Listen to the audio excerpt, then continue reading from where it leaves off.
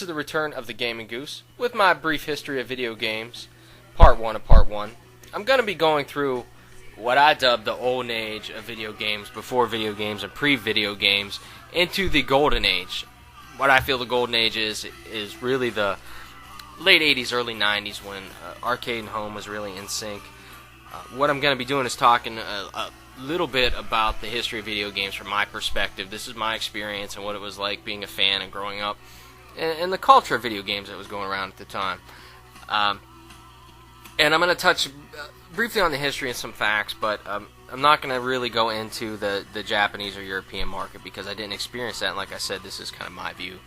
Part of my inspiration for this is a little bit of the reviews that I've watched, but particularly in, let's call them practice, the reviews that I did. If you saw Kid Nicky or Stinger, I really didn't do them justice, I feel, upon reviewing them. And plus, from the comment that I got from Duke of Trey, where he basically said, "What do you want, asshole?" It was 1987.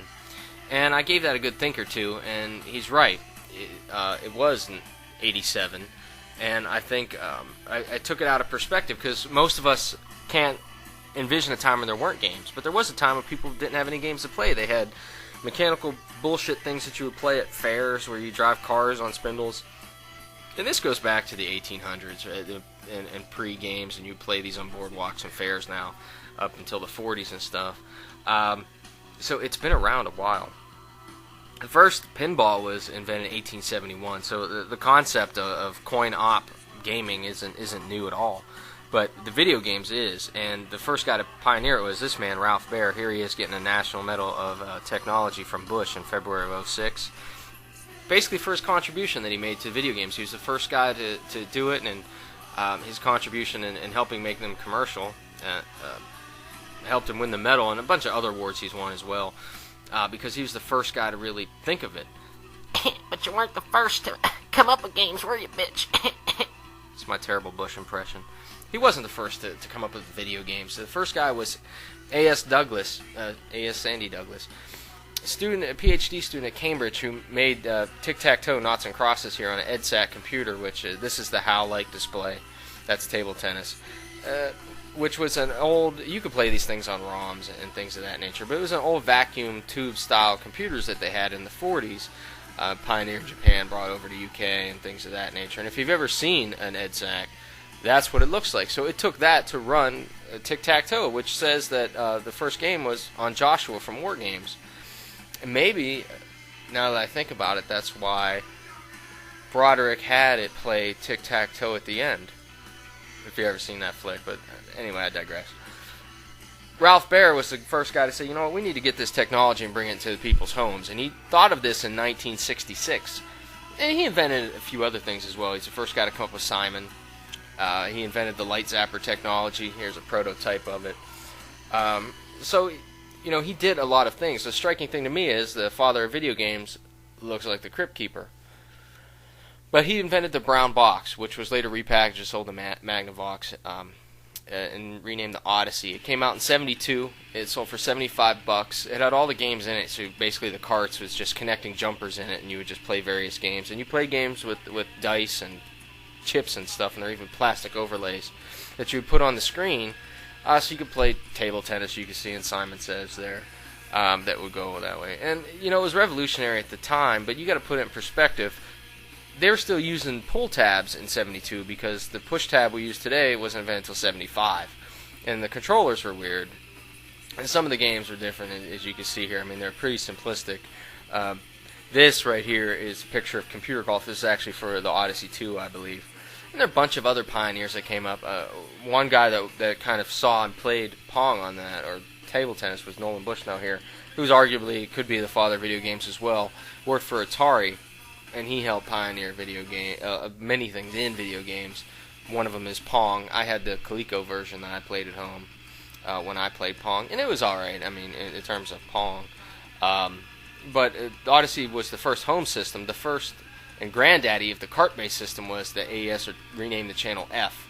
Channel F was the first cart-based system ever, and it really set the standard for the next almost 20 years till CDs came out.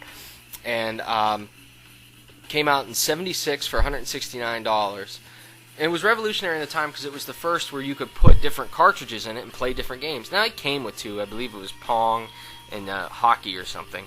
But there are a bunch of different carts, pretty simplistic games for the Channel F that came out. But no one had seen anything like that at the time. I personally never played a Channel F. I would like to, but I didn't own one. The unique thing about the Channel F is that it was the first to pioneer the modem technology where you could call in and dial in a controller by making loud noises. We had a show here at 33 Powwow where contestants would call in on the news and say pow pow and win some prizes, asteroid style.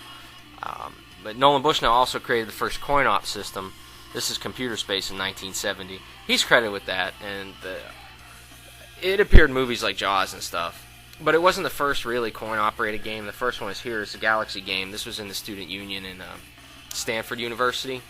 And when it first came there, it was 2 months before 1970 when it came out. Students lined up to play it. And you could see these things in museums and stuff. And play ROMs. Space Wars was another one by Steve Russell that people played. I think, Steve, this was the vector graphics one that they did, which is a different kind of not quote-unquote video games. Let's contrast this, though, to the current state of arcades. Places like Jillian's and Barcade in Brooklyn and Dave and Buster's. I'm not going to say these places they're all about like beer, boobs, and family fun are responsible for the downfall of the arcade, or as it were, as it fell in the 90s. And it wasn't the home systems catching up with the arcade that made it fall. That's fucking bullshit.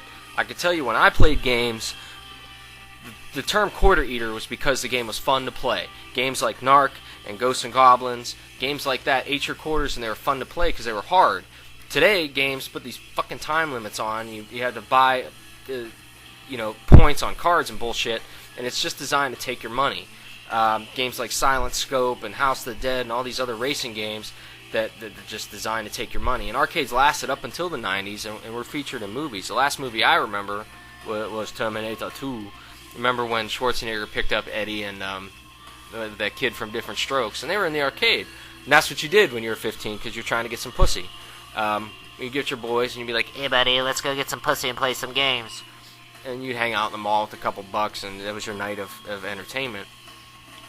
I mean, pussy was never really there, but that was really what when you're 15 and 12, it's all about getting pussy. There's a little rock and rope for you, and the games were fun to play in the arcade. And it was a social experience. You go out and you be around people, you play games, and when a new game would come out, people would line up to play it. When Dragon's Lair hit, it was pretty insane. It used laser discs when it came out, even though it didn't have much to do with it. Then they had 4-player games like TMNT, X-Men, Simpsons, and NBA Showtime and Jam. This is Willow, one of my favorite arcade games. I played it a lot in Ross Park Mall in Pittsburgh. Pumped a lot of money and never beat it. God damn it. Here is Pac-Man, one of my favorite games. And obviously everybody knows about that. When it first hit, these Snapperheads had a top 10 hit. And everybody knows Pac-Man. When it hit, Pac-Man, everything came out. To be alive in that time, there were Pac-Man shirts, Pac-Man lunchboxes, Pac-Man salt and pepper shakers, hook rubs. There were books, the design on how to master Pac-Man and how to get through it. Really the first strategy guide, so to speak. And just, to see that and watch all Pac-Man evolve, and contrast this with the social experience, I mean, that they have today. What you do now is you hook up Xbox style with the Ethernet and you play Splinter Cell or something. And I'm not discounting that in any way, but it's far different from going out and actually being around people and whooping 4 kids' ass and lining them up to play Mortal Kombat or Street Fighter or NBA Showtime. It's not the same anymore. And Pac-Man never received the flack of being one of the violent video games, technically, that it used to. They even had ashtrays of Pac-Man. And that's why it helped it hit the consciousness. People would just etch this thing into their bodies. That's how much they love Pac-Man. And you got to let's put it contextually as well. It was on Mad and Time. And this, and even this, to a lesser extent was this. As most of you probably were, and this didn't even exist till August and things of that nature, but you know what, yeah, let me look at that one more time just a little bit. That's pretty nice. I don't care what you say, I know they're poon flashing skanks, but you're pole stroking ass wouldn't throw it out of bed. Anyway, you had to go to arcades to play until Pac-Man came out for this system. Now, the VCS came out in '77 for $199, or about 9 carts for it. Atari sold about 250,000 units, and they renamed it the 2600 when the upgrade, the 5200, came out in the '80s. And Pac-Man came out for it, and it was really revolutionary. If you see, I mean, in terms of what you just saw, nothing has been like it. The play control was awesome. This is what it sounded like. This is what it played like. And you would just play it for hours with their cool interface rubber joysticks, trying to move things around, and you would get a blister right there, son of a bitch, just for playing it for hours. And you'd clear boards. I mean, the boards really never changed. That they did, the Ghost got faster and harder. And I'm not getting nostalgic when I'm talking about, my youth and playing games, and that every game for the Atari 2600 was great.